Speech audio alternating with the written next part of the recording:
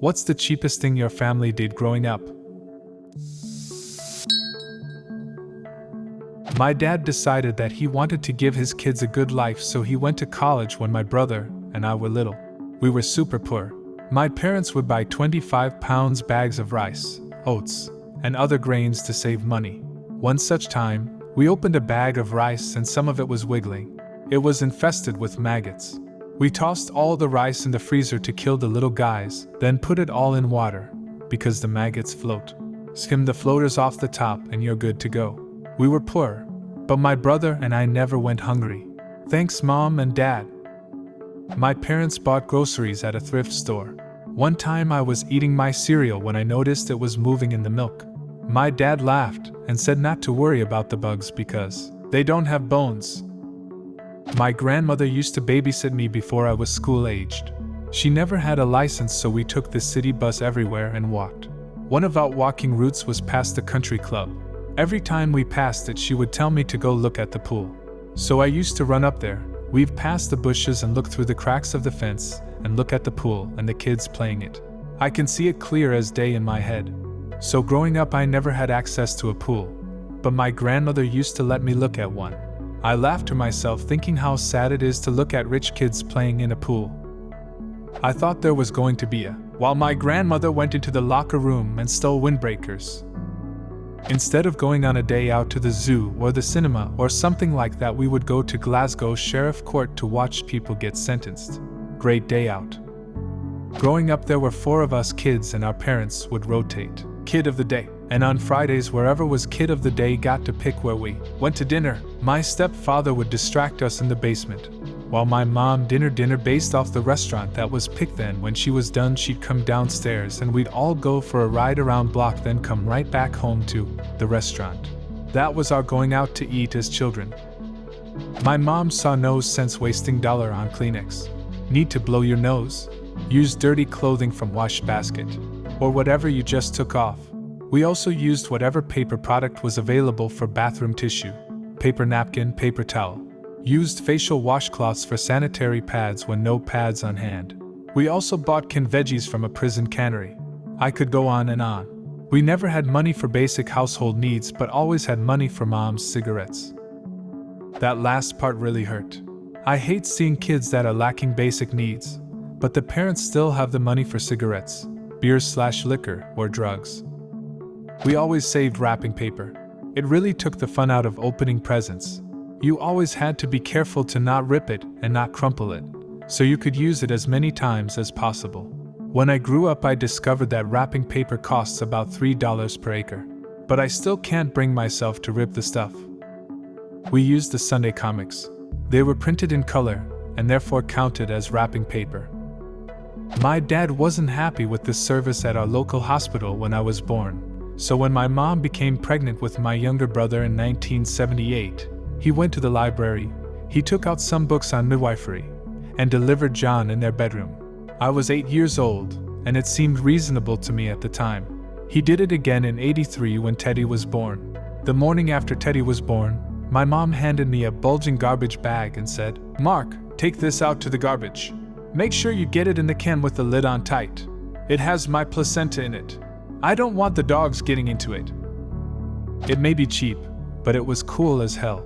My uncle made me and my brother a go-kart out of a broken lawnmower.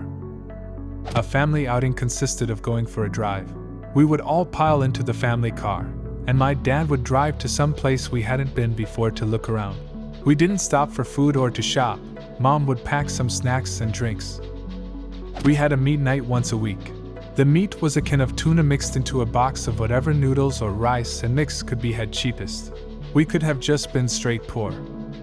Take extra sauce packets from a restaurant. And napkins. We had a constantly replenished assortment of paper napkins in our pantry. Lived in a burned-out garage.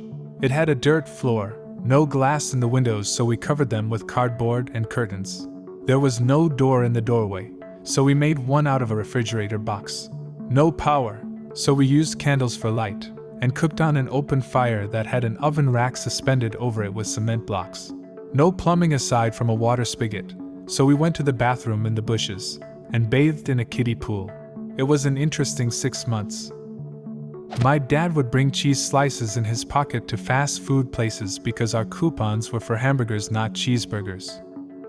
My grandfather saved all his old glass eyes. He had one due to a war injury. It had to be replaced every couple of years. He saved them so we wouldn't use expensive charcoal to create the eyes on snowmen. Unintentional benefit? The hyper-realistic snowman eyes scared the hell out of every passing motorist. Almost all of our furniture was from the neighbor's trash. Super embarrassing when I'd have friends over and none of the furniture or decor matched like in their homes. When I bought brand new furniture for my first big move, I damn near cried in exhilaration. We lived under a bridge. My mother was an addict, and despite my father trying his best, he got laid off, and we didn't have any savings. I was too young to understand and even thought it was cool because I didn't know anyone else who lived outside. My dad would scrape together what he could and feed my sister and I without eating himself, claiming he wasn't hungry. Life was strange growing up. We ended up living with my grandma for a while after a week and a half on the street. Bread bags in our boots to waterproof them. When my older brother was in preschool, he was told to bring snow pants because they were going to play outside that day, Minnesota. My family didn't have any for him, so my mom sent him with sweatpants to put over his regular pants. They made him sit inside by himself. Lots and lots of food boxes, plus dumpster diving. Dumpster diving actually gave us way more than people would think. Like my mom would dumpster dive the nicer florists in the upper income part of town around Valentine's Day, and they would throw out full bouquets of roses if they were there more than a few days, well before they wilted.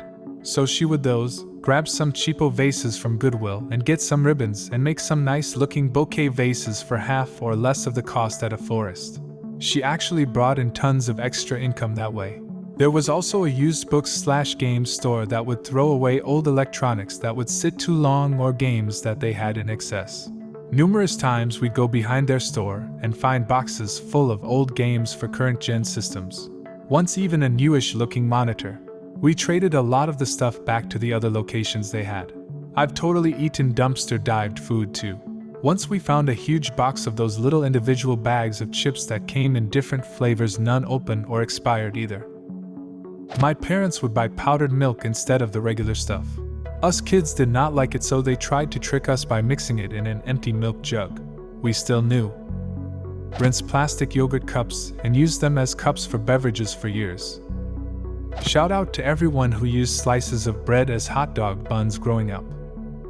When I was a kid, our local libraries had a program to encourage kids to read. You'd get a sheet of paper to fill out the amount of hours you spent reading. Then, you'd turn in that paper at the end of the summer and get prizes based on the amount of hours you read. The highest prize was free state fair tickets, which would usually cost around $12. Well, that's when my mother decided we would cheat the system. To be fair, we did read.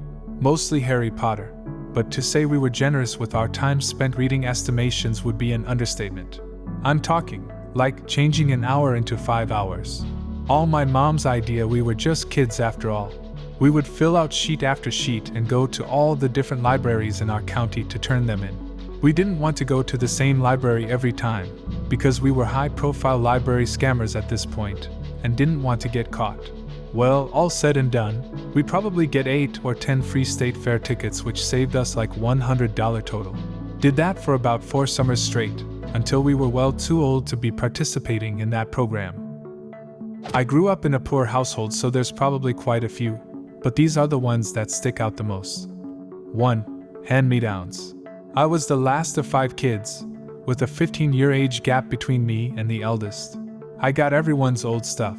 The worst was the old-fashioned hockey stick that my sister had broken in half 15 years earlier because she wanted a new one. My mom refused and stuck it back together with duct tape. 15 years on, I had to use that old hockey stick too. 2. We didn't buy dusters. Old underwear was ripped up and used as dusters and cleaning cloths. 3. Only allowed 1 bath a week, which was family bath. As in, my mom would have the bath first, then me and my other brother would fight who got to go in second or third, using her old water. Not in the bath at the same time, then my dad would go last. 4. Little to no heating. Only the front room was warm fireplace. Rest of the house freezing half the year. 5. Using the discount supermarkets. These days everyone uses, and boasts about using, Aldi or Lidl, but when I was a kid it was height of embarrassment. I guess everything I suffered as a kid makes me appreciate money these days. I'm not as scrupulous or stingy as my parents were, but I don't buy things I don't need and don't replace things unless they're broken or really outdated. Do you have a similar story? Leave a comment and subscribe to the channel if you want to see more videos like this one.